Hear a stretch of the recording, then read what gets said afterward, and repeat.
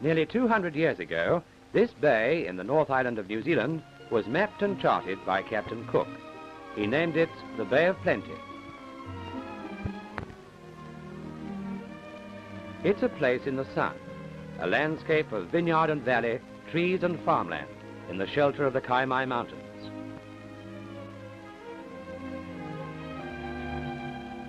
Out of sight beyond the blue peaks of the Kaimais lie the thermal regions of Rotorua. But here is farming country, homesteads, pastures, healthy stock, a pattern of brown and green and gold.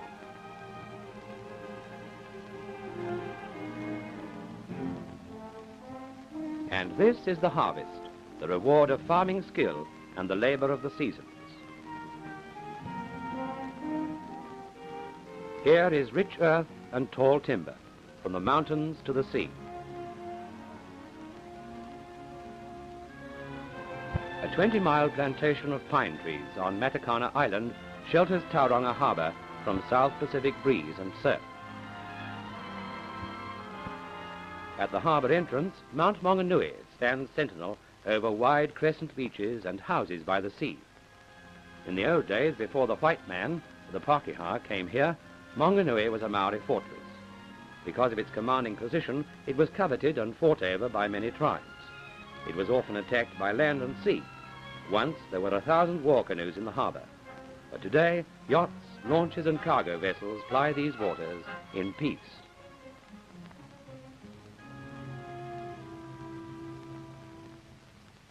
For Tauranga is a peaceful town.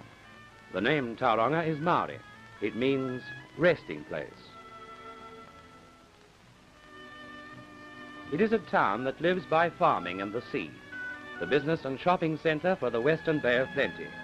It has a charm all its own. In this place of sun and flowers, you will see visitors from many parts of New Zealand and from countries overseas. Tauranga is a town with an interesting history. Trees planted by the first settlers from the old country have spread their branches over a turbulent century. Here you will find a thrilling page of the New Zealand story was written. From the Monmouth Redoubt, once a fortified hill, you can look out over the harbour, as the redcoats of the Monmouth Regiment did in the early 1860s, when forts on both sides led to battles between Maoris and the new settlers.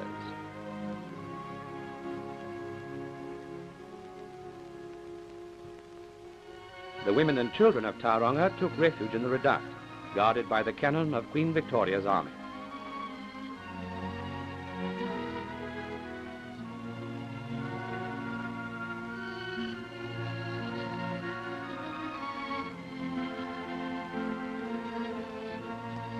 But these troubled times belong to the past.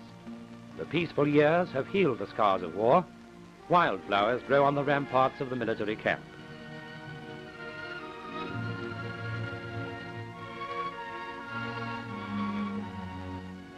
Nearby are memorials erected by the British Army to Maori chiefs, who not only fought bravely, but were chivalrous and humane in their treatment of unarmed and wounded troops. There is a monument to another kind of courage at Maketu, a few miles from Tauranga, where the Arawa tribe made landfall at the time of the Great Migration over 600 years ago.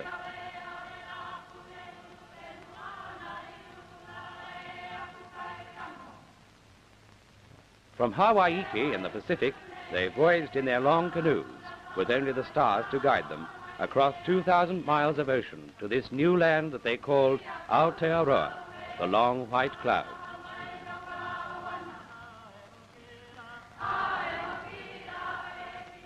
They built their villages in high and rocky places, and they prospered here where nature provided all their needs, century after century, generation after generation.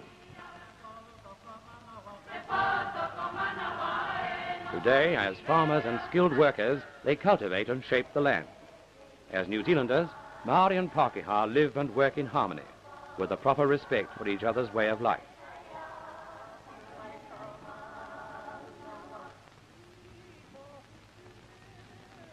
The Maoris have a strong sense of tradition and family.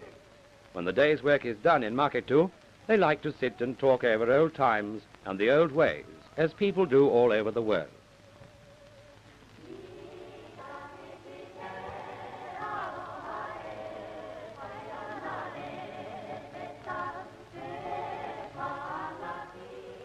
They watch the youngsters playing on the beach. It's a haka, a war dance, but now the battlefields lie quiet in the sun. At Gate Pa, site of one of the last encounters of the Maori Wars, a main highway has been built over the trenches. Today, Maori and Pakeha travel the same road. This was the hope of the pioneer missionaries and teachers who built their churches and schools with timber hewn out of the forests of a strange land. The mission house at Tauranga was built in 1847 by Archdeacon Brown. He worked here among his people for over 50 years. In this library, his few leisure hours were spent, with his books and the flowers of an English garden to remind him of home. Flowers grow everywhere in Tauranga. Bougainvillea flourishes, even on the garage roof, and every home has its garden. Tauranga's homes are places of sunshine and fresh air. The sea is just around the corner. The countryside is right on the doorstep.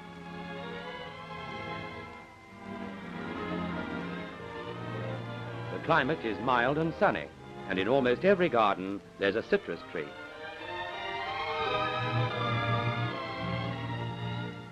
Fruit grows well, with over 2,000 hours of bright sunshine every year to help it along.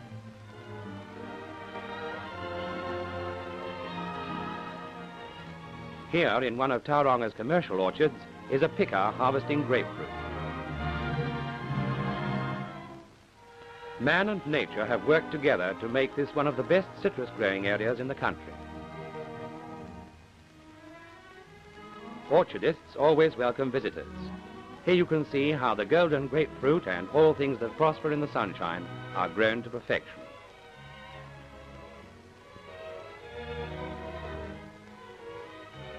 From the air, the countryside is a pattern of fruit trees and homesteads.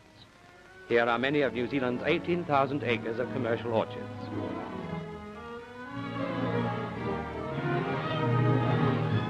In the citrus packing house, a mile or so outside the town, you can see how the fruit is graded and packed with skill and dexterity for distribution to other parts of the country and to join the flow of primary produce for export to overseas markets.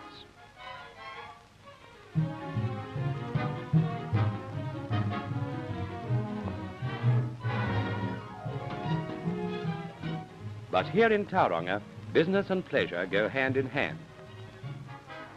It's never far to a sports ground of some kind, and visitors are always welcome to join in the game, whether it's bowls or badminton, tennis or croquet or cricket.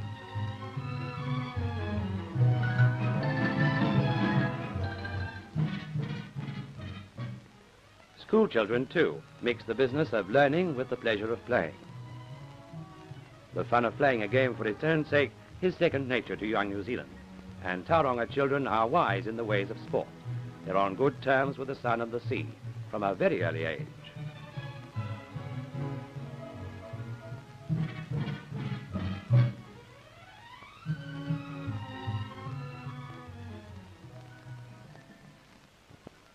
The beaches at Mount Maunganui, just across the harbour, are safe and firm. Here is Pilot Beach, and beyond is the mount itself, a landmark that welcomes visitors from near and far who come here to relax in South Pacific sunshine.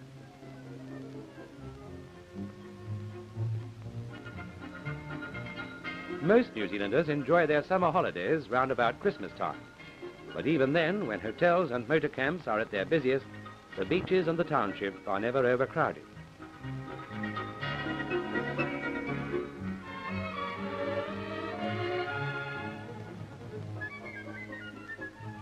There's usually a fair amount of activity around the post office, of course, and from here, let us go to quiet villages and bustling cities at home and abroad, to different destinations, but all telling the same story of pleasant days by the sea.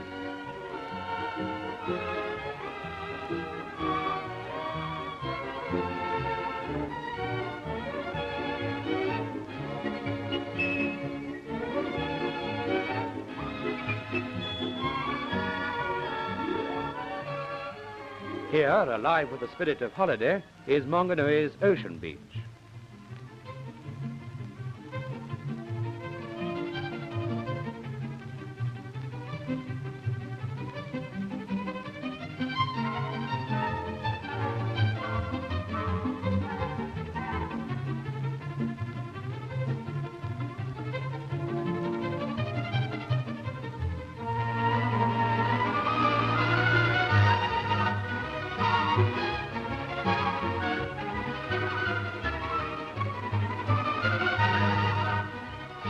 Here you can spend days in the sparkling surf. Or if you're more ambitious, you can try surf skiing.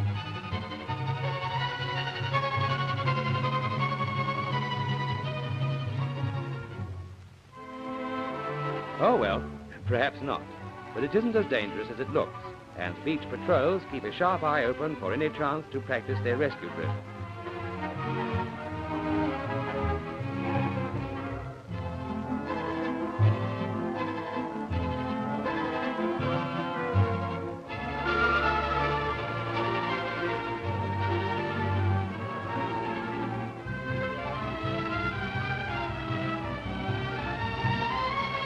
Onlookers watch without much anxiety. They've seen it all before. They know that soon the charioteer of the waves will ride again.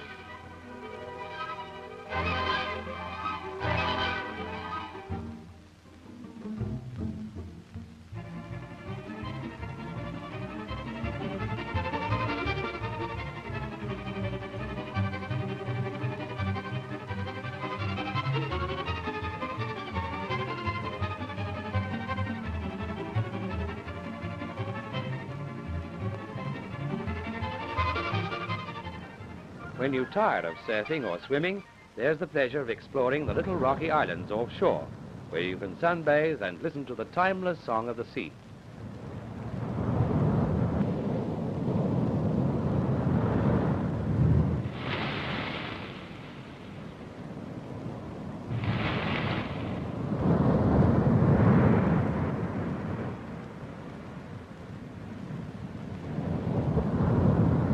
Then you may hear the skirl of the pipes, and you would see not the precision of sword dance and reel, but the trim formation of marching girls, competing in dress and style with teams from other parts of the North Island.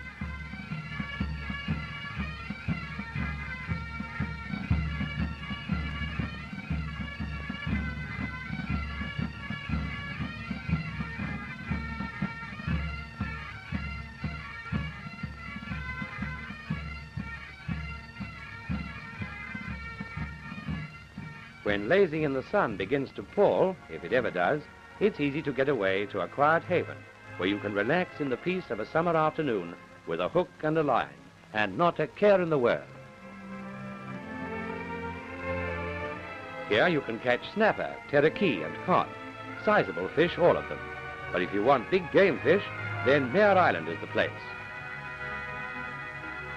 It's only 20 miles out from Tauranga to this minor paradise for deep-sea fishermen. Here, one fish of your day's catch may weigh anything up to 1,000 pounds. In the bay are a few of the launches you can hire for a day's sport. You can sleep on the island if you like and get away to an early start in the morning.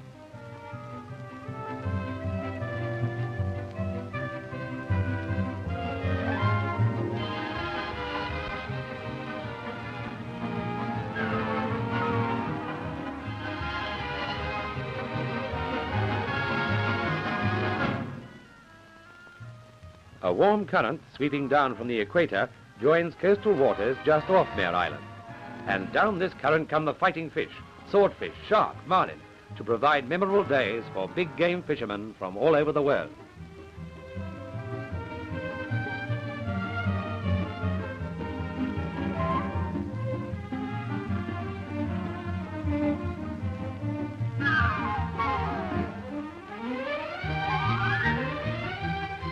But to other people, the seas were made to sail on. And back in Tauranga Harbour, there are breezes and bays to delight all those who enjoy carefree days afloat.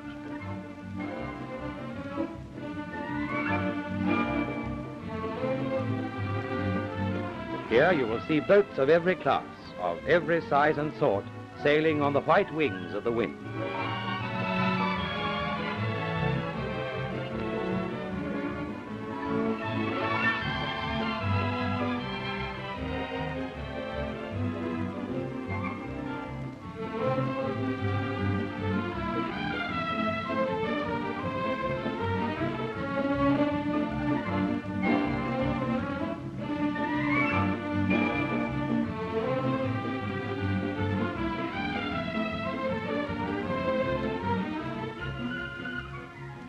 For a long time you will remember your visit to Tauranga, its air of peace and its background of history. There will be memories, too, of simpler things, of golden days away from care, the benison of air and sea and sky, sunlight on the water, a coast of warm rock and tall cliff lined for miles with the flaring blossom of Puhutakawa. You will remember always the welcome of Pacific surf, quiet beaches, and life in the sun in Tauranga Bay of Plenty.